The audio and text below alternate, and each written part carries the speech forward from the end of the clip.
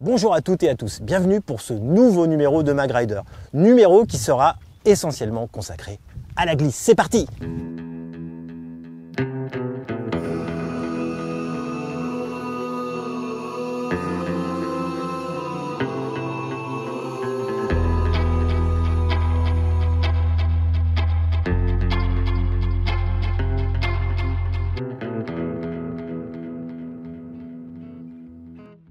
En Bretagne, une bonne combinaison est indispensable quand on veut se mettre à l'eau toute l'année. Florian, gérant du surf shop Wood&Sea à Brest, a bien voulu nous recevoir afin de nous faire un topo du choix de la bonne combi jusqu'à son entretien. Action! Alors pour bien choisir une combinaison, je vais avoir 2-3 questions pour moi qui sont importantes. C'est déjà combien de fois ou du moins quelle période tu vas l'utiliser sur l'année. Idéalement, j'oriente les gens souvent vers une 4-3 qui ici, on va parler pour le Finistère ou du moins la Bretagne, va couvrir avril jusqu'à fin novembre, voire début décembre. On a entre 200 et 300 euros si c'est ta première combinaison et que tu veux mettre un peu d'argent dedans, c'est un bon budget. Puis tu peux aller sur du haut de gamme, qui ici chez moi se situera pour une 4-3 aux alentours de 450 euros.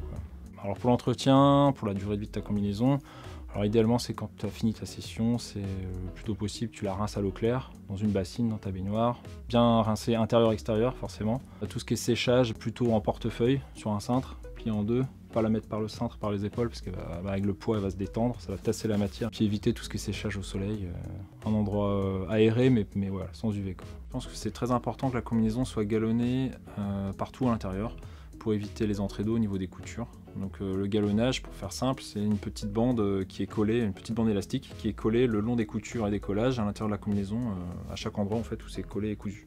Ça va éviter toutes les infiltrations d'eau. Dans les bas de gamme, tu peux retrouver pas mal de combinaisons justement sans ce galonnage, mais des fois peut-être pour 50 balles de plus, il faut peut-être mieux investir et puis être tranquille au chaud. Eh bien merci à toi Florian pour tes précieux conseils. Début mai, le spot de la Torche a accueilli le Leclerc Pont-l'Abbé Junior Pro. Étape bretonne du championnat du monde junior réservé aux moins de 18 ans. 120 concurrents, hommes et femmes confondus, sont venus se confronter aux vagues de ce spot mythique. Mag Rider ne pouvait pas rater un tel événement. Leclerc Pont-l'Abbé Junior Pro La Torche, c'est une étape du circuit professionnel de surf junior. Cette année, le circuit pro junior, en 2019, il est composé de 4 étapes.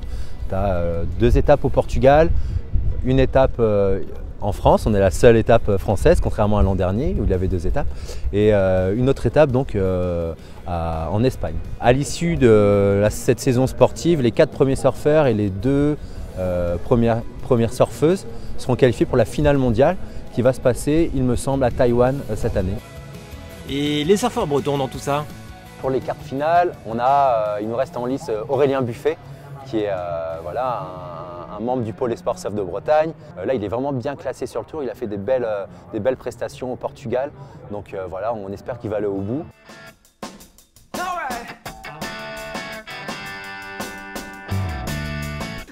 Et j'ai eu une très bonne vague à 7 points et après il me fallait un 2,80. Et je tombe quand même sur une toute petite où je prends 2 quelque chose, je crois, ou 1.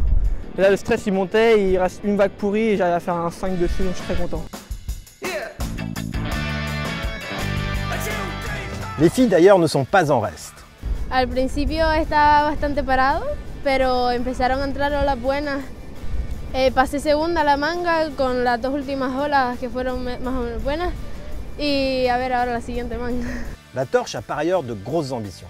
La Pointe de la Torche a officiellement donné sa candidature pour accueillir les Jeux Olympiques.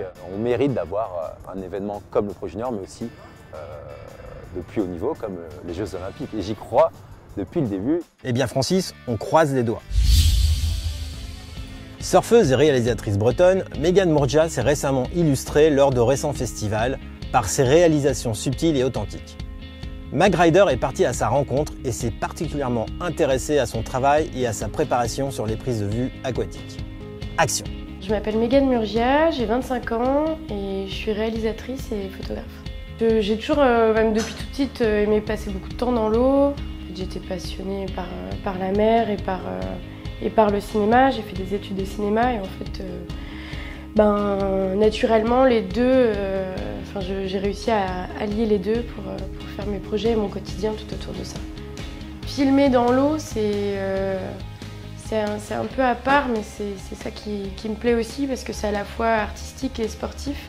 Pour une session de shooting à quoi je vais essayer de regarder, suivant les conditions, quel moment de la journée va être le mieux au niveau du coup de la lumière et puis des vagues. J'ai commencé progressivement, d'abord en allant dans des toutes petites conditions. Et puis là, plus ça va, plus je sens que je vais être à l'aise dans d'autres conditions. J'essaie de ne pas me mettre la barre trop haut et de réussir à déjà contrôler mon matériel avant d'aller dans des vagues plus grosses. Du coup, moi j'utilise un GH4 de Panasonic. J'ai un caisson étanche Liquid Eye.